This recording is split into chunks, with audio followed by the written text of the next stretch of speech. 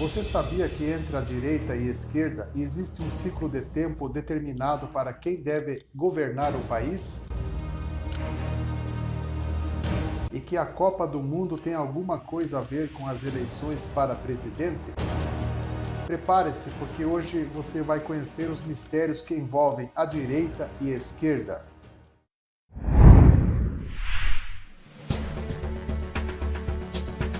Eu sou Ezequiel Cordeiro e vou começar esse vídeo falando do poder azul e poder vermelho. A esquerda e a direita são duas ideologias políticas diferentes de forma geral. Podemos dizer que a esquerda tem princípios mais revolucionários e a direita princípios mais conservadores. Os termos direita e esquerda surgiram como designações políticas nas assembleias francesas do século XVIII, durante o segundo período da Revolução Francesa. Na Assembleia para a criação da nova Constituição, os partidários do rei não quiseram ficar do lado esquerdo, perto daqueles que eram mais pobres e a favor da Revolução.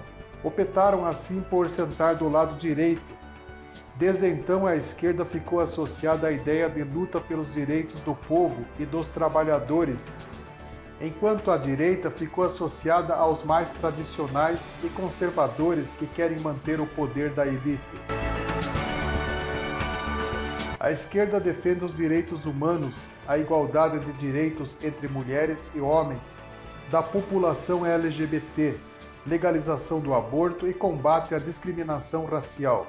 Assim, colocamos os direitos humanos no mesmo patamar das outras áreas do Executivo e demos mais espaço à defesa dos direitos da população LGBT.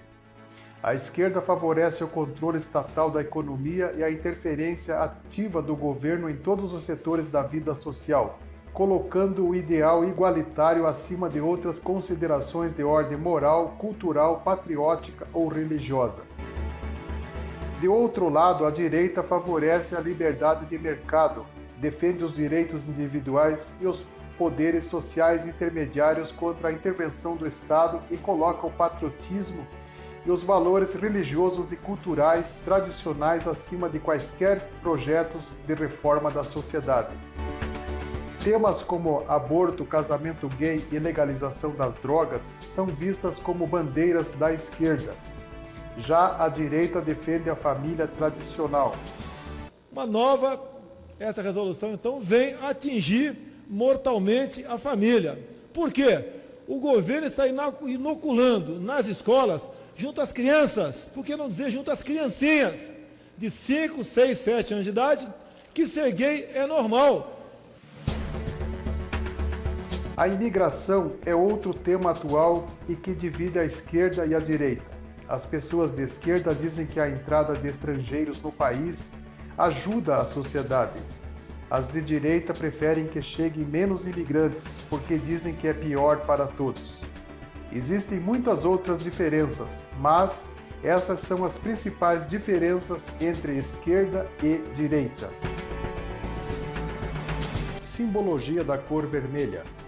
O vermelho é a cor da paixão, também é a cor da fome, é estimulante e induz à ação. Por isso, o vermelho é utilizado em liquidações e ações promocionais, buscando atrair compradores compulsivos. O vermelho também é usado em sinalizações de urgência para chamar a atenção do usuário e forçá-lo a refletir antes de tomar uma decisão. Simbologia da cor azul. O azul é uma cor espirituosa que proporciona calma e segurança às pessoas, mostrando poder e confiança. O azul é utilizado em negócios corporativos por ser produtivo e demonstra confiança. Cria senso de segurança e promove confiança da marca. Pode ser associado à limpeza e paz, diminui o apetite e estimula a produtividade. Os 13 anos do poder azul e da direita. De 1989 a 2002, o poder azul governou o Brasil. De 1989 até 2002, tivemos como poder azul os seguintes presidentes: Collor de Mello, Itamar Franco e Fernando Henrique Cardoso. O governo Fernando Henrique Cardoso havia estabilizado a economia, recuperado a credibilidade internacional do país e estabelecido as bases para um programa sério de política social. E foi no ano em que o governo Itamar Franco lançou o Plano Real, que foi um programa definitivo de combate à hiperinflação. Foram 13 anos de poder azul. Em 2003 é a vez do poder de esquerda governar o país. Lula assumiu a presidência em 2003. O poder vermelho governou de 2003 a 2016. Agora vejam que interessante. Foram 13 anos do governo PT. Brasil teve 13 anos para cada domínio, 13 anos de poder azul e 13 anos de poder vermelho. Será que a política está sendo regida pelo número de azar, o número 13? Copa do Mundo e política. Alguém pode me perguntar, o que a Copa tem a ver com as eleições? Será que a Copa tem alguma coisa a ver com eleições? Foi a partir da segunda eleição presidencial pós-redemocratização em 1994 que a Copa do Mundo e as eleições gerais ocorrem no mesmo ano. E foi no ano em que, no governo Itamar Franco, Poder Azul, o Plano Real foi lançado, que o Brasil se sagrou campeão na Copa dos Estados Unidos e, na sequência, o candidato Fernando Henrique Cardoso, do PSDB, elegeu-se presidente da República. Já em 2002, a seleção brasileira sagrou-se campeã contra a Alemanha na Copa, realizada na Coreia do Sul e Japão. E quem assumiu a presidência da República foi o candidato do Poder Vermelho, Lula. Em 2010, Brasil perdeu na África do Sul e a candidata Dilma Rousseff assume o governo. Se em 2002 a seleção brasileira sagrou-se campeã contra a Alemanha e Lula venceu as eleições, em 2010 Dilma Rousseff ganhou as eleições e a seleção de Dunga passava vexame na Copa da África do Sul. Em 2014 o Brasil perdeu feio para a Alemanha e na sequência Dilma foi reeleita e depois foi afastada por um processo de impeachment. Nos 13 anos do governo azul, Brasil teve 2 vitórias em Copas do Mundo. Nos 13 anos do governo vermelho, Brasil não teve nenhuma vitória nas Copas do Mundo, só derrotas. No governo azul, Brasil venceu a Alemanha por 2-0. No governo vermelho, Brasil perdeu para a Alemanha. Após os 7-1, o Brasil só vem perdendo também de goleada fora de campo em todos os setores do país. Dilma dá início a um processo de medidas impopulares com aumento de juros, energia elétrica e combustível. Tais medidas são adotadas devido à necessidade de aumento de renda do governo, bem como o corte de gastos públicos, na tentativa de sanar as pedaladas fiscais. Movimentos populares convocam a população que começa a ir às ruas para protestarem contra as medidas tomadas no mandato de Dilma. Enfim, após os 7-1, só coisas ruins vêm acontecendo no Brasil. Segundo o professor Olavo de Carvalho, a esquerda dominou a imprensa e as universidades brasileiras há várias décadas. O objetivo, diz ele, criar uma atmosfera mental em que a população se tornasse socialista sem perceber. Mas agora, em 2019, isso vai acabar. O poder vermelho perdeu força e não irá governar mais. Agora será a vez do poder azul governar. Houve uma onda de esquerda na América Latina e agora, ao que tudo indica, haverá uma onda conservadora. São processos naturais, a história funciona dentro de ciclos. Impeachment no Brasil, eleição na Argentina e o caos na Venezuela enfraquecem a esquerda. Corrupção e problemas econômicos tiram a esquerda do poder na América do Sul.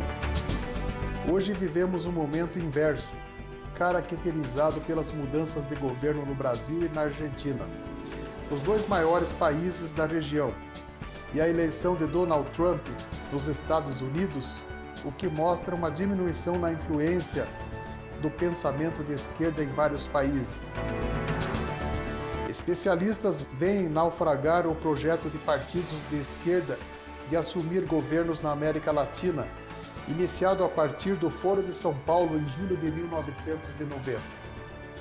Na Argentina, o segundo principal país do continente, foi eleito um presidente alinhado ao setor produtivo, como uma maneira de se contrapor aos anos de kirchnerismo. E a Venezuela caminha para uma guerra civil com o regime ditatorial sob o comando do presidente Nicolás Maduro. A direita voltou ao poder no Chile. O novo presidente do Paraguai é o conservador Mário Abdo Benítez.